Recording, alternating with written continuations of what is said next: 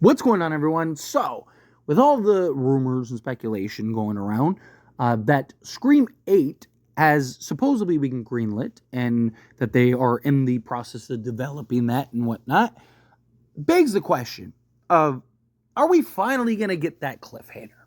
Now, I briefly touched on this and talked about it I mean, we've talked about this on several occasions dating back to Scream 5, right? Like, it's something that is constantly a thought. It's something that's constantly like, hey, are they ever gonna go the cliffhanger route? But going on the assumption that the rumors are true, that Scream 8 really is gonna get done. I mean, there were rumors about them wanting to do a trilogy, from the moment they signed Nev Campbell, that they were going to do this new like Nev trilogy and kind of focus these next three films around her. Okay, perfect. Do it. I'm all game. But if you're really planning and you're trying to create this new trilogy, it would make sense to kind of because in the past it's always been like, do they really want to put the cart before the horse? Cart before the horse. Cart before the horse. Well, you now have two films that had success. However you felt about the films, I have my own criticism about the films too, but they had success, right? They made more money than what they put out. Commercially it looks good. They want to keep pumping out more. I talked about dating back to Scream 5 that we're probably going to get like 10 of these because Spyglass and everyone like spent like $500 million to go and secure the rights to Scream and the rest of the catalog, right? It wasn't just Scream, it was like a whole catalog, but Scream was the prize.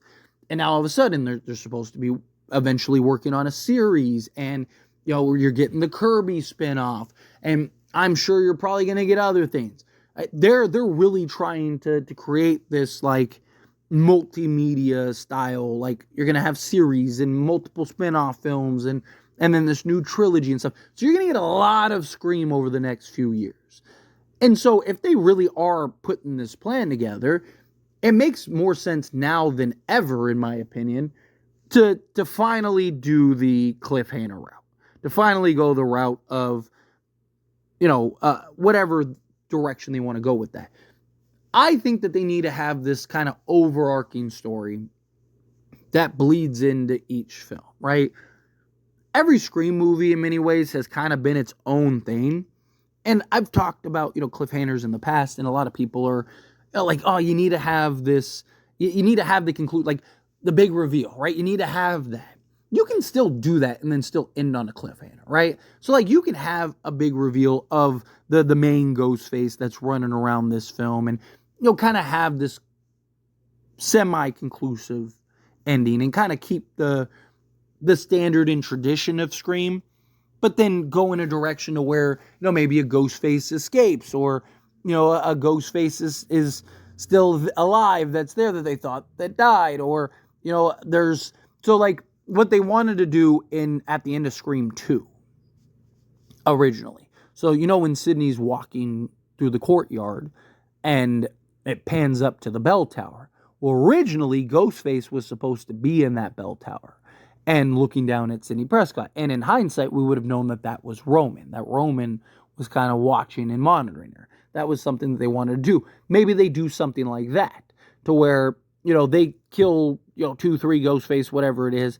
And then there's like a Ghostface on like a, whatever, on another rooftop or something that's just watching them or something, right? Like there's a lot of ways they do that, or from a distance watching them, or through a window or something, they're just oblivious to it, right? There's a lot of ways that you can kind of have like that cliffhanger ending. I don't mind, like I personally, this is just me, I'm not like if they didn't have a big reveal, I don't think that that's the end of the world, right? Like I wouldn't mind if they have like a part 1 and part 2, right?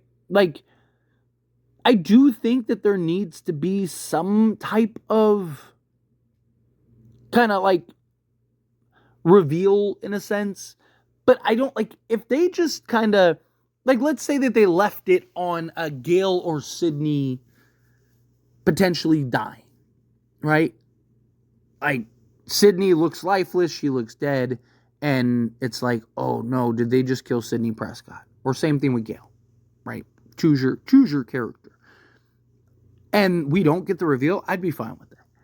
Obviously, execution, delivery, story, and everything is important, but if you can maintain the suspense and the excitement stuff and kind of draw that next audience, also it'd be a nice little change up. It'd be something completely different, and you don't have to have like the third film kind of be the tie-in to it all, right? Like what they did with Scream 3, where it's like Scream 96 and Scream 2 were, conclusive, wrapped up in a bow style films, and then they had to kind of try to make Scream 3 tie into Scream 1 and 2, where if you just have like this overarching story that spans the 3 films and you're kind of setting up things for the next film or for that third film or whatever, I think that'd be the best approach. The thing is, though, too, is you have to pump these out, right? You have to boom, boom, boom.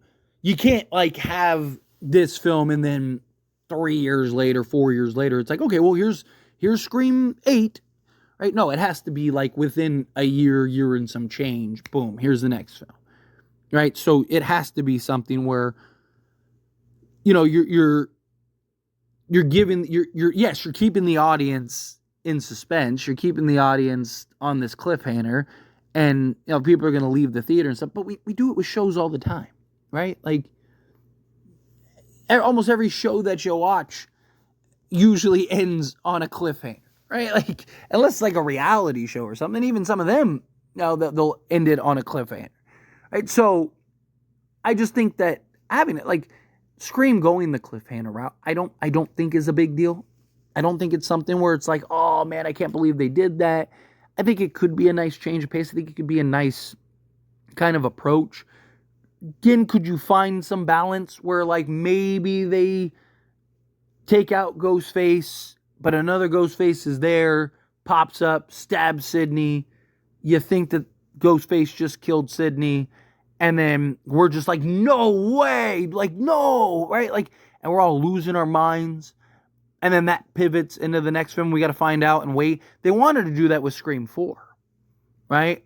That was the idea, was that, Sydney was supposed to, we weren't supposed to know whether she was alive or dead. Same thing with Kirby. And then they were supposed to say, there was a live one here. I mean, they've thought about killing Sydney since Scream 2, right? Like, and I mean, you look at kind of the history of horror. The final girl has died. Laurie Strode has died several times, right? Like, so I don't think that they would kill Sydney, but I wouldn't put it past them to make you think that they did. I wouldn't put it past them to make you believe that she died, and now you got to wait for the next film, and now that draws excitement, and maybe that film does better than the previous film, and so on and so forth, and you can, establish this new trilogy. Again, I'm not against it. I don't hate the idea. Execution, delivery, storytelling, all these things are very important.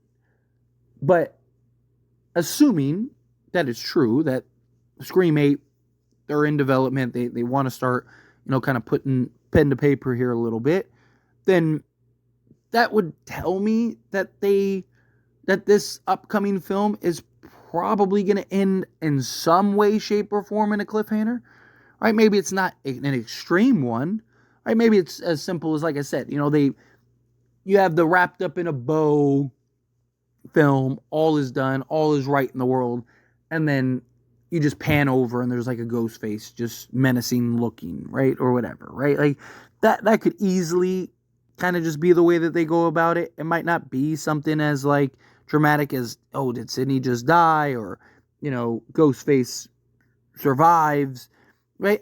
I just think it'd be cool to kind of leave it to where Ghostface won, right?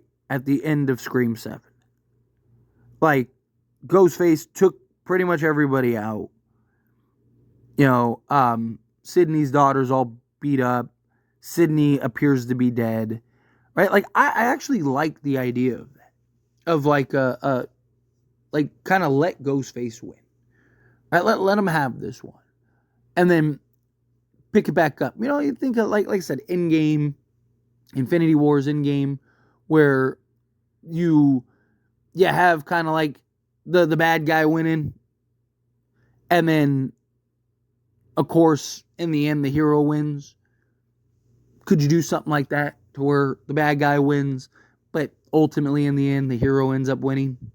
Just a thought. But anyway, as always, this is a discussion. I pass the question on you.